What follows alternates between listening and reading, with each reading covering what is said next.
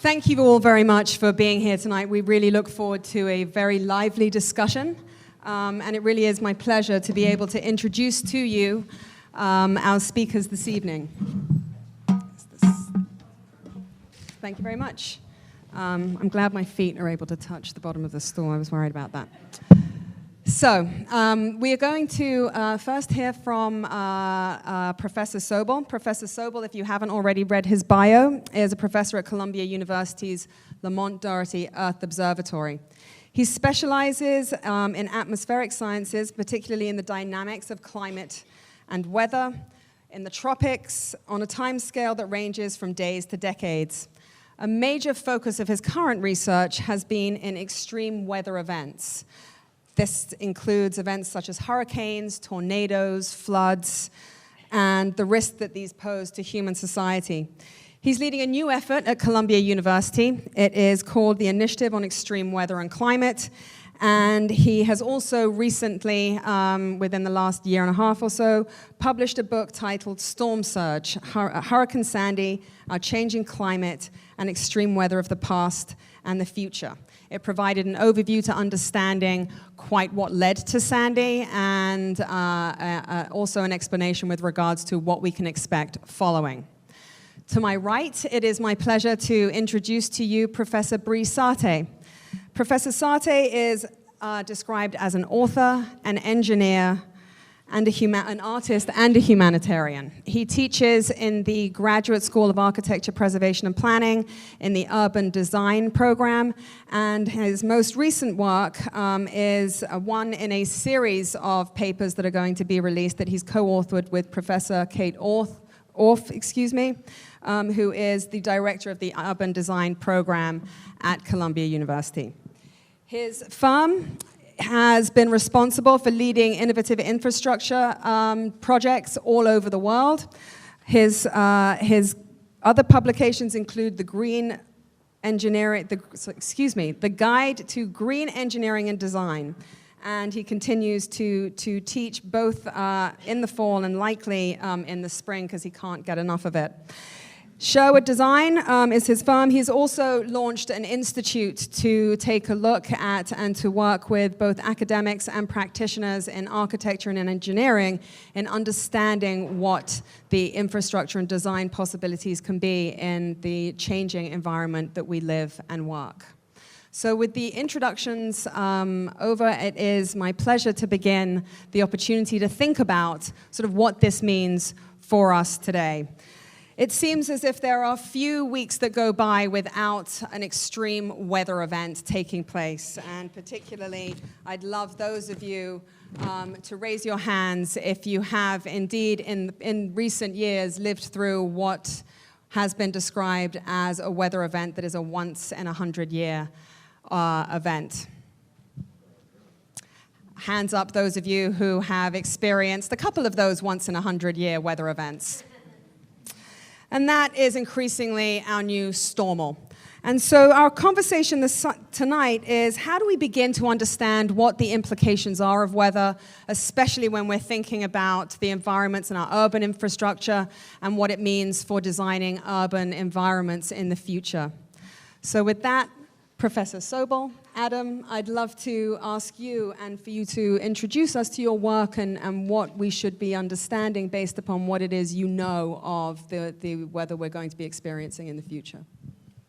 Right. So to start from what we know about the climate and how it's changing, probably this is not news to most people here, but just to get us all on the same page, the Earth is getting warmer due to human emissions of greenhouse gases. We've seen something like 1 degree Celsius of warming already over the last century, the majority of it since about the 1970s. Along with that, a number of changes in weather events that some of which we can detect clearly in the observations, such as certainly more frequent heat waves and more intense ones, heavier rain events.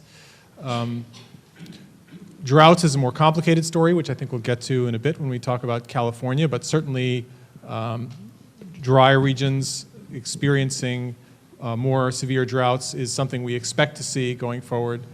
There are a number of changes we expect to see going forward that we can't yet detect in the observations clearly, just because there's so much natural variability that seeing long-term trends, they're sometimes not obvious in the observations, even when we believe they're there, based on the physics of the atmosphere that we understand and of the climate system.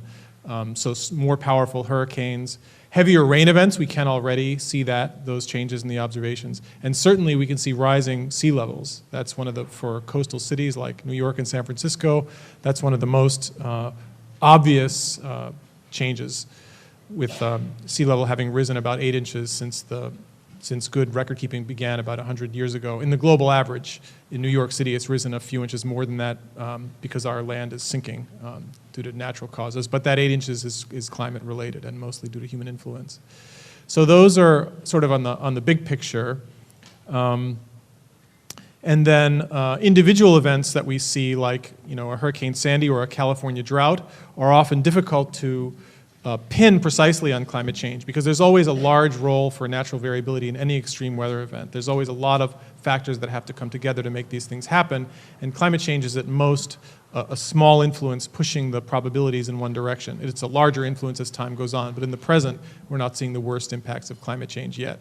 So as we get to talking about things like the current drought that we're in here, or Hurricane Sandy, or some of the other extreme events that we've seen around the country and the world, it's a complicated question what the role of climate change is. But in many cases, some general things you can say are that with many of these events, we think there's a role for climate change in them. We expect that role to increase in the future. We can't necessarily prove it conclusively in the present, but in most of these cases, these are events that we should be preparing for anyway, and so there's great co-benefits to being better adapted to the climate that we have, as well as the one that's coming.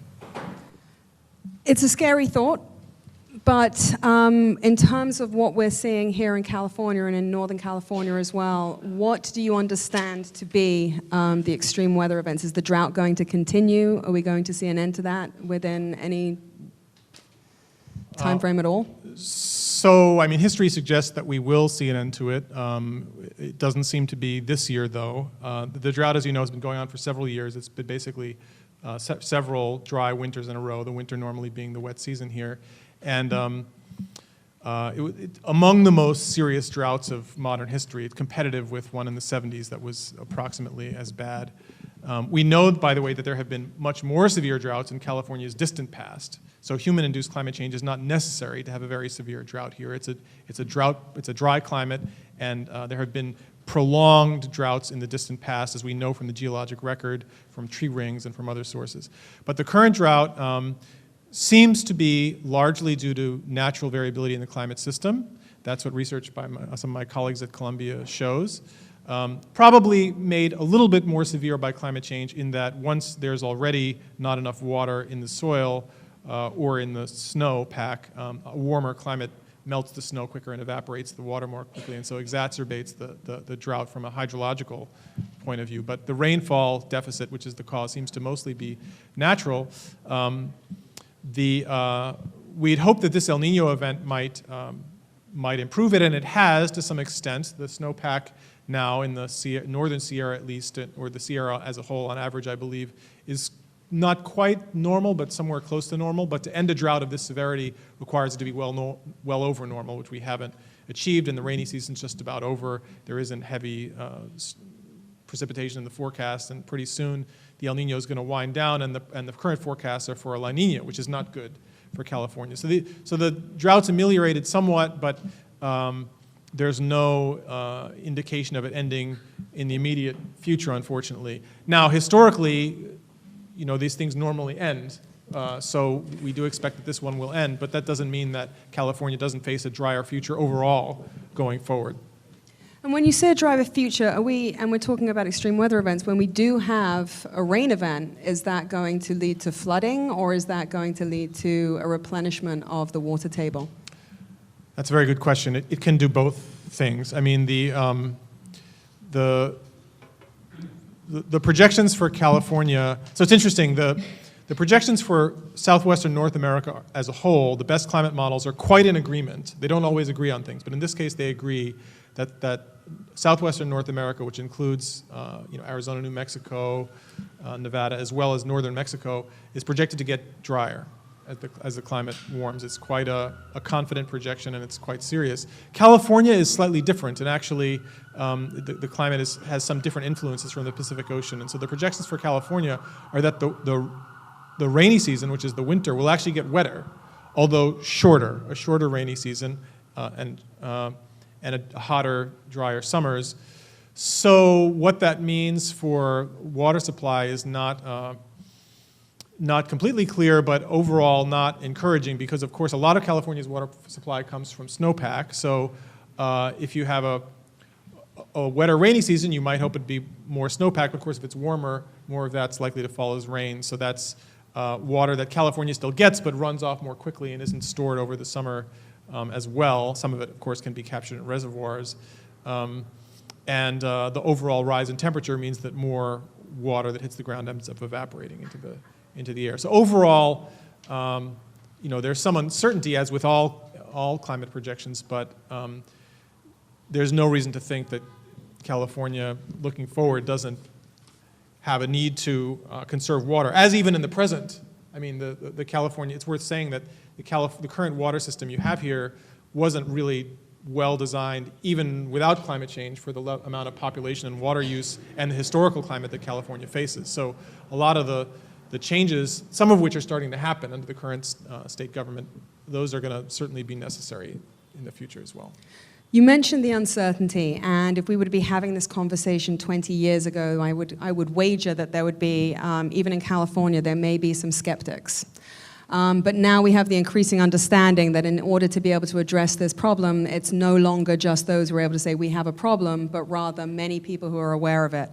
And to that point, could I get a show of hands, please, of those of you who are working, that's a show of hands, a show of hands for those who are working, the designers in the room, please.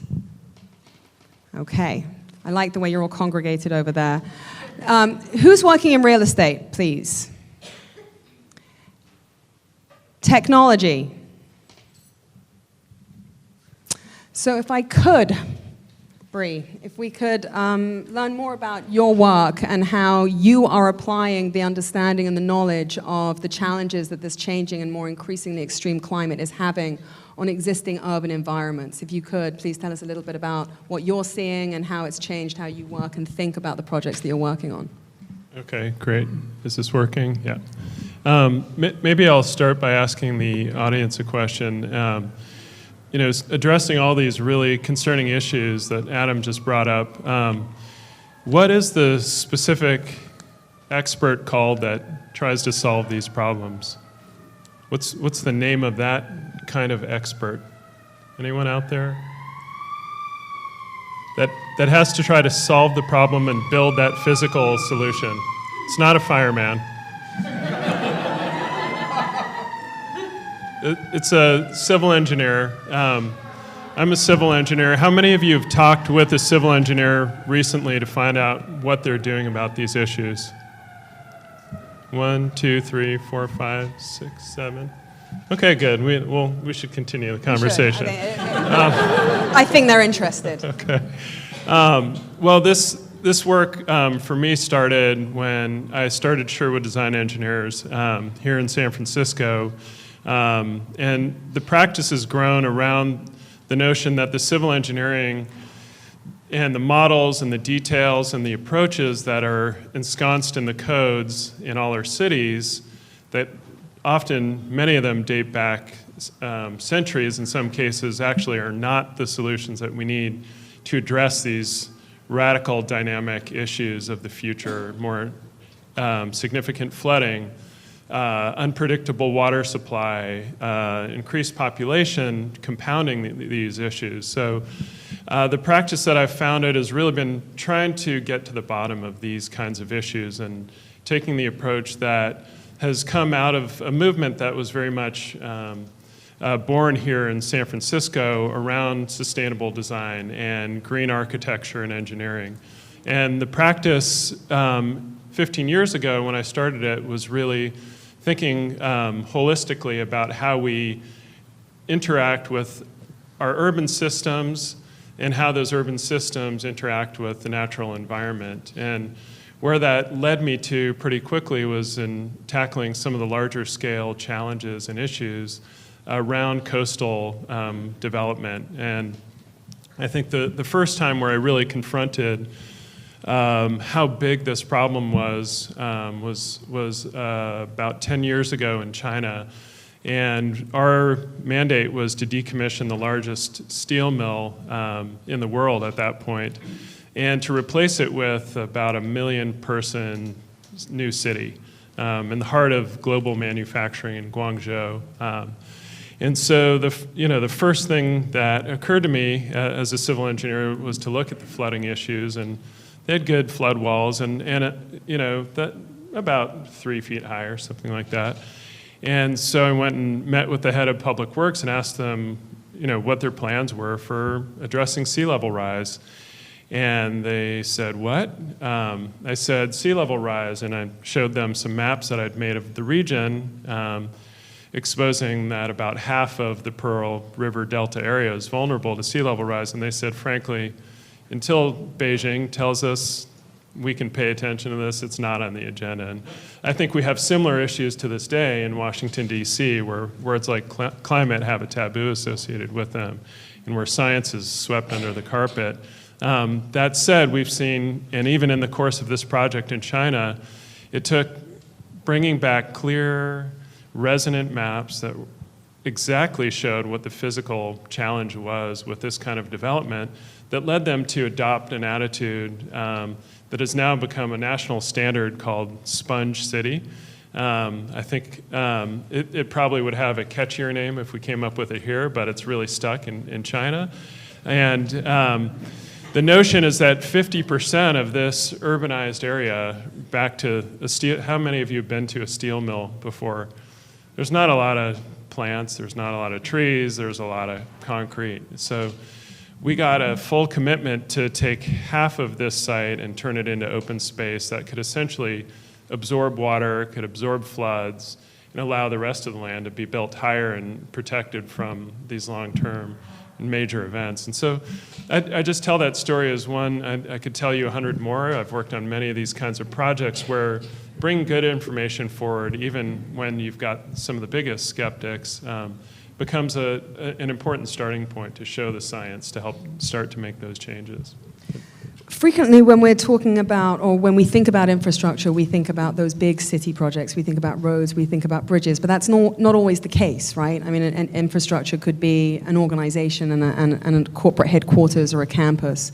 Could you tell us a little bit about some of the considerations that are taken into account when working on those organizations and those spaces? Sure. Well, I mean, it was interesting. I was reading an article this week in The Economist about Facebook, and one of the founders' definitions of what his company does is actually providing a utility. As a civil engineer, when I think about utilities, I think about things that move water and energy. But the notion that the technology companies have really moved into an environment that's becoming more and more physical, and even the data side and the data centers, and also how these organizations are starting to have an increasing footprint. There's actually a really interesting role that Silicon Valley is starting to play in this conversation. We're seeing it to some degree with campuses along the waterfront that are now taking a very significant attitude to sea level rise and to water conservation, aspiring towards net zero water consumption kinds of campuses. Google's recently announced this for one of their newest projects. And even companies like Twitter have made a conscientious choice to locate in an urban core where services, where transit, where utilities, where systems are all in place, and start to catalyze and capitalize on infrastructural investments that are already made. So just here in San Francisco and in the Bay Area, we're seeing technology companies and many other companies starting to take a more active and participatory role in thinking about this change. It's not just locked in data and programs, but it's starting to manifest in the physical world.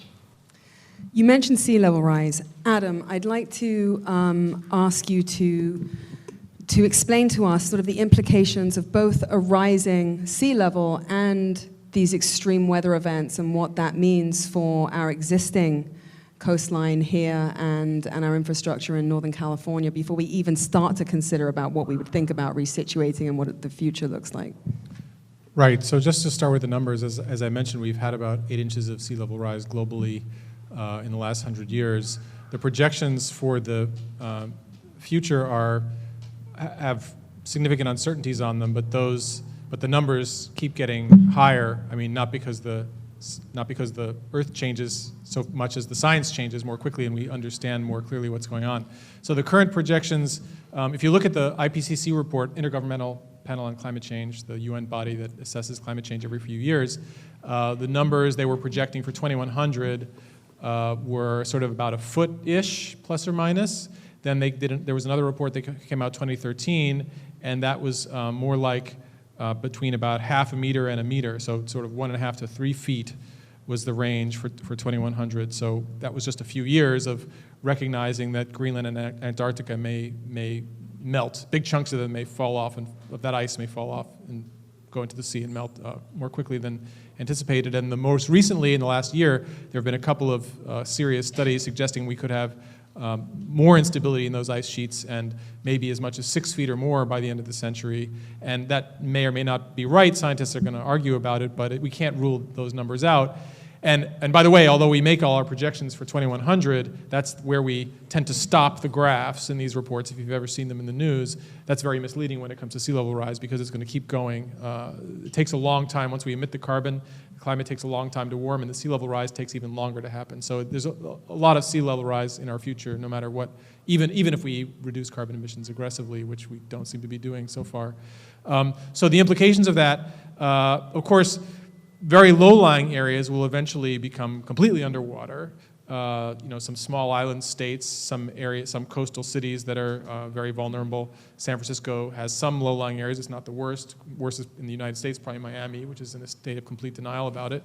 But long before large areas go completely underwater, they're at risk for intermittent flooding, whether it be extreme high tides or storms. So a storm like Sandy or Katrina or these kinds of disasters that you know from the newspaper, those things are going to become more frequent because once the sea's already higher to start with, it takes, the total sea level is the storm surge, which is the storm pushing more water onto the land, just added onto wherever the sea level was before. So if the sea level is a few feet higher, it takes a few feet less of storm surge to cause the same damage. And so that means a weaker storm, and weaker storms happen more often than stronger storms. So it just means that these kind of events are going to be more frequent. So unless there's a number of things you can do. You can wait till it happens and then, have to deal with the consequences, as is our habit of doing. Or you can try to build defenses, which once there's a really big disaster, we think about doing that. Or in the really long term, there are probably some places that are that we shouldn't be living. It was a very difficult political conversation to try to get people out of the most hazardous areas, but really, historically, we subsidize people who live in the most hazardous areas. We have cheap federal flood insurance and a lot of other incentives to development in coastal areas that people find attractive. It's an interesting thing, by the way, that these kind of coastal floods and sea level rise disasters in the developed world, it tends to be the richest people who live on the coast. In the developing world, it's often the poorest people who live in the most vulnerable areas because the land's cheap, precisely because it's risky. And so there's these kind of disasters tend to cause deaths in the developing world, whereas here it's more economic damage. We're good at getting out of harm's way when there's a disaster. So I don't know if I answered the question, but in terms of what's the right policies to do about it, but it's a reality. I mean, the sea level's only going up. The uncertainty is there, but it's going up. It's not going down. And so it's one of the most certain things about climate change is that that's happening. So even if there's no change in storms, even if the storms stay the same, just the rising seas means more flooding in a lot of places long before they're permanently underwater. So much a part of what we're dealing with here in the States, obviously, is trying to adapt existing infrastructure. But given your work and what's happening in the developing world as well, when you get the opportunity to think about what an urban environment of the future looks like and how you design infrastructure, what are you looking at? What are the kinds of considerations that you're able to make? What are the different design options that you can pursue when you're not trying to retrofit Miami? Great question. I guess maybe I'll. It really varies so much based on context, and I think there's absolutely a challenge, as Adam pointed out, in much of the world, with coastal populations often being poor, often being informal settlements, and most of the work that I've been doing at Columbia and with my students in the research projects that are coming forward in this book this summer are geared towards a once in 20-year moment where the United Nations makes a really clear and defined policy commitment around housing development globally. It's called Habitat. The first one was in 76, the second was in 96, the third one will be this year in October in Quito. And I've been participating in that with a couple other faculty members at Columbia and really thinking about how to bring the issues of equity forward as part of that agenda. During the next 20 years of development, we anticipate about 1 billion people will move into informal settlements globally. So migrants, refugees, or just displaced people will move into very chaotic, challenging situations. The risks aren't limited to sea level rise, flooding, but sanitation is one of the other most critical pieces of infrastructure that's often missing. So dirty wastewater becomes drinking water. So what I've been working towards is a toolkit that will be and have socialized at the UN now through the 2 preparatory conferences to provide some very straightforward recommendations that a mayor in Manyata district and in a slum in Africa can carry forward as opportunities to work with their community, to work with international funds, to provide a more resilient infrastructural system that's going to reduce deaths and infant mortality and other challenges around human health. Infrastructure plays such a big role in addressing these issues. If there's not enough water, populations move. If there's too much water, populations move. If there are uncertain and dynamic coastal events, populations move. And often those areas that are vacated from that movement get quickly repopulated by people who just have no other choice. So the work that I'm doing with Columbia and why I'm excited to come talk to you and why I'm motivated to fly across the country from San Francisco to participate is I think there's a really rich conversation that's emerged in New York and at Columbia University. No one asked me to say this, by the way. Go ahead. I'm not getting paid today. But it's part of what Adam's work, I think, presaged as someone who saw these events coming. When I started teaching at Columbia, there was a real willingness to talk about solutions that deal with the social equity question. Solutions that think about infrastructure, but also how do you make public spaces that are more interesting, that are engaging, that have that human quality, not concrete walls that block the waterfront, not infrastructure that you tear down later to try and make meaningful public space, like Octavia Boulevard, for example.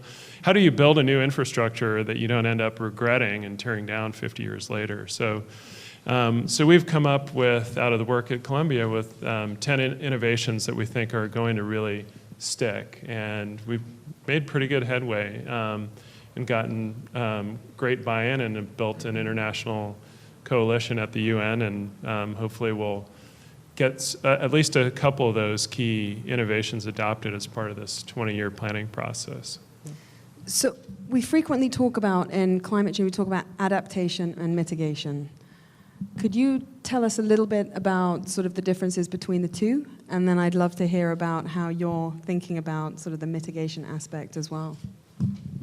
Yeah, so, the words are used differently in climate science and in other fields. So in other fields, the engineers say mitigation, meaning doing something to fix a problem. In climate science, mitigation means trying not to have it happen. So to climate scientists, mitigation means reducing carbon emissions so that the eventual climate change that we see is not going to be as much. Whereas adaptation means dealing with the climate change that's happened already or that's going to happen. And a significant climate change beyond what we've already experienced is inevitable, essentially, because of the carbon we've already emitted. There's a lot of inertia in the system, and it takes a while to happen. So there really isn't a choice between adaptation and mitigation. We really have to do both of them if we want to do the best that we can to, for our descendants.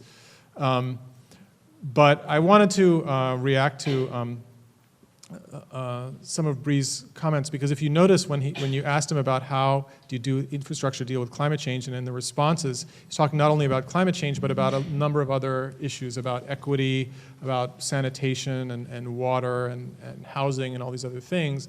And I think that's a very important, it's important to have a broad view of all these issues. And as climate scientists like myself, we often get a little obsessed about climate change because we study it every day, and it seems this huge looming thing. And it is, but when you look at what's actually needed in real places to do something about it, often the things we need to do are things, the climate changes that we're going to see are not going to be really severe until sometime in the future, but often we're not fully adapted to the climate we have anyway. We have all kinds of problems with, the Hurricane Sandy could have happened anyway, even without any climate change. All that climate change really did, as far as we know, is add 8 inches to the flooding, which is not insignificant, but it could have been there anyway. The drought that's happening here in California is something that didn't need climate change to happen. Where there may be worse ones in the future, but this was there anyway. So a lot of the huge increase in economic damage, as well as some human impacts from natural disasters, which we have seen over the last century. Huge increase in impacts from natural disasters. Most of that is not climate change. There may be a small part that is, but most of that is increasing populations in vulnerable areas, more infrastructure and people in harm's way. So often the best responses to climate change are things that are, the best adaptation strategies are things that are dealing with problems that would be there anyway in the situations that we're in today. The cities often aren't carefully planned to deal with the environmental risks that are there, or to deal with the realities of housing lots of people in small spaces and who don't have the resources to do it as well as we'd like. So I think the problem of climate adaptation can't be decoupled from a lot of other real problems that planners and engineers and designers have to, and governments and citizens have to face. From your perspective, we're looking at, when you read the news, when you read the research that's coming out, it can be it's scary. And I think that's something that we all share. What are the implications here? But from an opportunistic standpoint, and what we know about sponge city impermeable pavements and some of the decisions that we could make now, what do you see as an opportunity for the future in terms of design for infrastructure?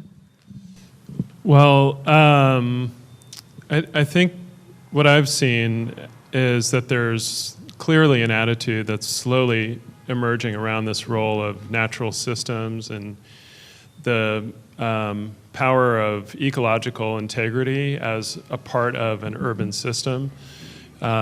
Concepts like the living breakwater that are being developed, and we've helped build a piece of this in Brooklyn already, that are natural systems that absorb these shock waves, I think is going to become an increasingly valuable part of the toolkit. And if you just look back at the wisdom of history, natural systems have often been the critical piece of our hinterland that's helped our urban systems survive and exist for millennia. And so taking an attitude that's more advanced and deals with the location of the populations is going to be essential. The second is around technology and the role that new kinds of systems, new kinds of wastewater treatment, new kinds of floodgates, new kinds of communication systems are essential. So for example, finding a way to model and quickly understand where flood risk will hit vulnerable populations, linking that with messaging systems. That kind of technology is already deployed, helping increase yields in agriculture in Africa, for example. How do you bring those kinds of advances to help vulnerable populations? The third is around finance, and we're seeing nearly billion-dollar funds that are forming around investing in new kinds of infrastructure that bring a more holistic perspective, as Adam had just alluded to, being an essential part of the problem. And finally, and probably most importantly, is really the role of leadership and governance. And there's no substitute for having a mayor like a Bloomberg in New York that gets up and says, hey, this really matters, and catalyzing a resilience plan and helping the Rockefeller Start 100 Resilient Cities plan. So that role of leadership really comes down to each of us and the individuals that we empower to take the reins of our cities or of our institutions. Thank you. What I'd like to do, because I've selfishly been able to hog the microphone, is to provide an opportunity for our audience to ask questions. Oh, it's the first hand popped up right there. Is there a microphone? Okay. Project, if you would. Hi, everybody. My name is Peter Joseph, Columbia College, 1970. I think that makes me one of the elders here. I'm so glad I came. Thank you for this incredible discussion. After a 35-year career as an emergency physician, I'm now full-time working for a price on carbon with the organization Citizens Climate Lobby, which your colleague Jim Hansen promotes every time he can. And I really appreciate the excellent discussion of adaptation. But your point about mitigation by reducing emissions, I think it didn't get very much discussion here by design. And I'd like for you to maybe shift a little bit to how do we actually get control of carbon emissions?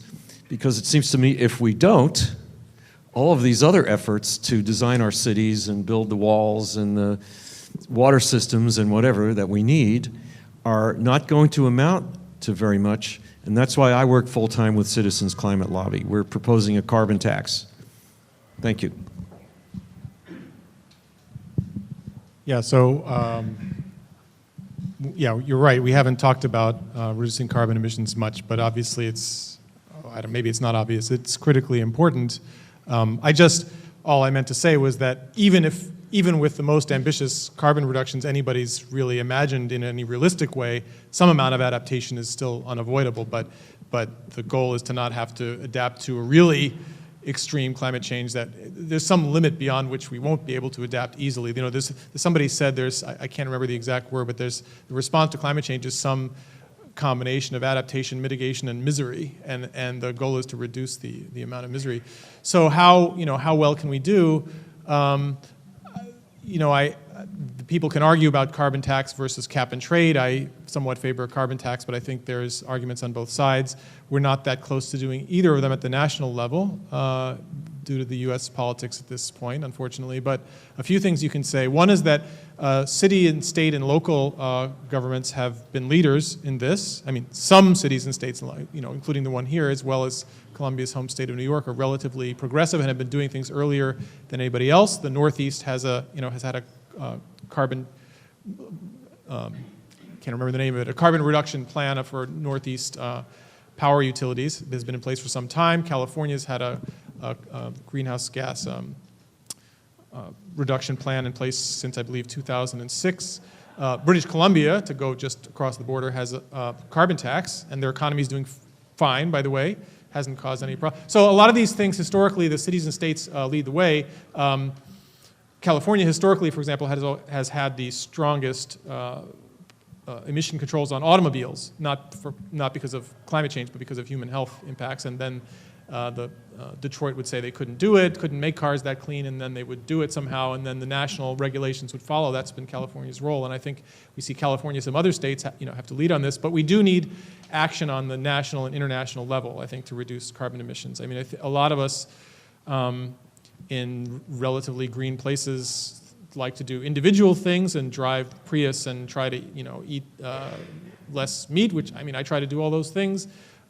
Live in dense urban centers where we don't use as much power, but I think really the scale of and those are all good things to do, but the scale of this problem is such that we have to have collective action, and it's been pretty dispiriting at the international level until recently. Paris was a tremendously inspiring moment, I think, for most of us who were paying attention to this. It was nowhere near enough, but at the same time, it was way better than anything that had come before. The international negotiations had been a complete failure up until that point. With Paris, we saw some real start to progress, and the reason it happened was because that we had a president of the United States who decided to try to be part of the solution instead of part of the problem, which is basically what we've been up to that point for the last, several decades of climate negotiations. It's very fragile because the Paris Accord is not a treaty. It's a voluntary commitments, and that's because the reason for that is that Congress wouldn't ratify it. So Obama made it, did it that way so that he wouldn't have to get it through Congress, and that means that the next president, if they don't like it, can tear it up. It's all at the administrative level. The agreement's there, so it's still shaky, but we are seeing progress. And I think on some level, the most important thing we can do about carbon mitigation is vote for it, and it hasn't been a major issue in U.S. politics, even in this election, even on the Democratic side. We've heard almost nothing about it.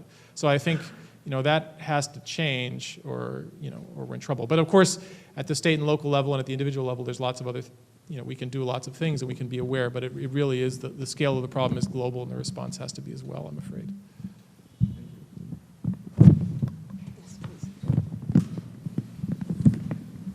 Hi, I'm Michael Stoll. I am Columbia Journalism School, 1998.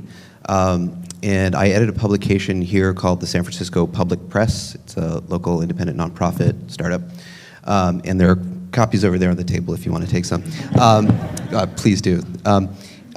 We did a cover story last summer on the San Francisco Bay and all of the challenges in designing for the future. And we did a big mapping project outlining the 8-foot line all the way around the bay, and actually San Francisco leaders are now saying that 9 feet is part of what they're designing for, what they're anticipating, including 100-year storm surge. At the same time, they're not even contemplating any regulations on private property until, at minimum, the summer of 2018. Meanwhile, there's more than $20 billion worth of development currently going on or permitted around the bay. Treasure Island, Mission Bay, Pier 70, Candlestick Point, Facebook, Google, Microsoft, LinkedIn, all housing developments all up around Oakland, all around the bay. And there's hundreds of acres where they're currently building, and then local and regional governments say they don't have the regulatory tools to even give aggressive adaptation guidance in terms of the engineering, much less tell people where they can't build. And you're talking about retreat. So I guess the question is, how fast do we have to move in an era where there's aggressive shoreline building, because there's billions of dollars to be made in developing these coastal areas, and how much time do we have before the taxpayers have to chip in to bail all of this out and build walls all the way around the bay? Well, you've got a few weeks. Measure AA is probably one of the first options that we're going to have to support a regional fund that's going to go towards constructing a number of coastal wetland systems that'll be an essential part of the buffer around the bay. Those wetlands, if they're built in mass, can provide about up to a meter, a few feet of sea level rise protection or storm surge buffer. So that's a little piece. That's something all of you can do if you're a registered voter here.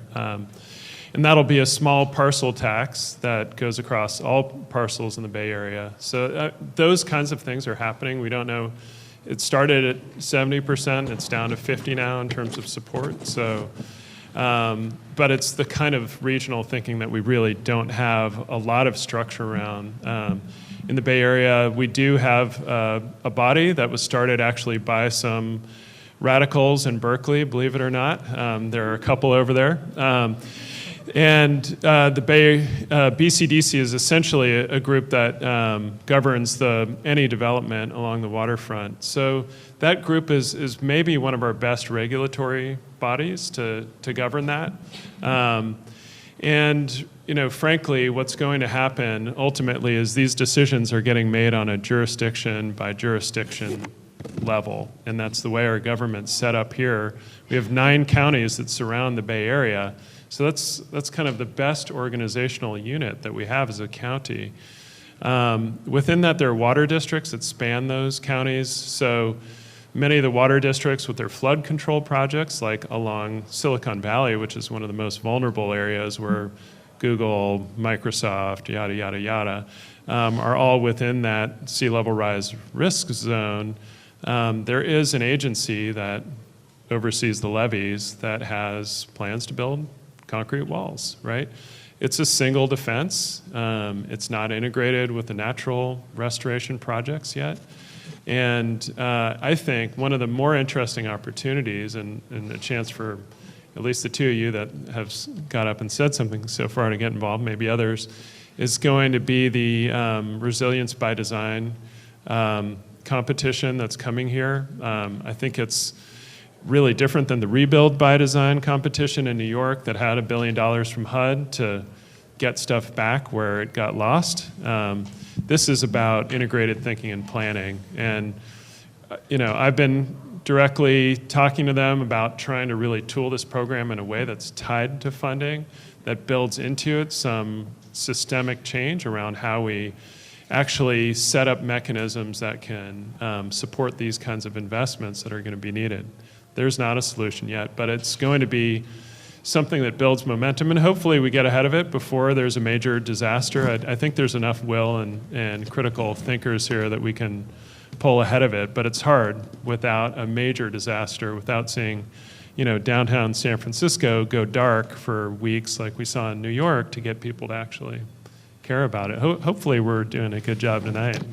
Got a couple more people. I just wanted to add really quickly, because I was going to say the same thing. A major disaster or two, unfortunately, would help in raising consciousness. But even after Sandy in New York, we're seeing a lot of motion. And New York was pretty progressive before on these issues and pretty conscious and pretty aware, and still wasn't doing all the stuff that needed to happen. And some of it's happening now. But even in New York, real estate in areas hit by Sandy, I'm told now there's a lot of new private development going up in some of the most vulnerable areas, which I don't understand. But I was recently at a meeting of floodplain managers, and it was a guy in a town in Long Island who was telling me how when the economy gets bad and they have a lot of boat yards along their waterfront, and when those guys go out of business, when the economy's bad, they want to sell the land and build apartments. That's the way they can get the most money for it. It requires a rezoning. And this guy was the guy who was telling the story, was in local government, and he gets to comment on the rezoning application. He doesn't have the right to stop it, but he can comment. And he said before Sandy, he would always say, don't rezone this residential. You don't want to build apartments there because it's going to flood sometime and you'll have to evacuate the people. The power will go out. You shouldn't have apartments there. And they would always be overruled, and they would build them anyway. Since Sandy, he says the same thing, and they don't do it. They listen to him, and he said he imagines it'll be like that for a little while, maybe 10 years or something, and then people forget it and it'll happen again. But there is something about disasters that changes people's minds in a way that nothing else can, or at least nothing, I don't want to say nothing else can, nothing else does. And I think the real challenge going forward, exactly as Brees is saying, is to somehow, for us, learn to take the science seriously enough that when we know a disaster is going to come sooner or later, we're able to do something before it happens. The human race historically is not good at that, but anywhere, I'm not to pick, but that's the challenge, I think. Well, he really asked, is this on?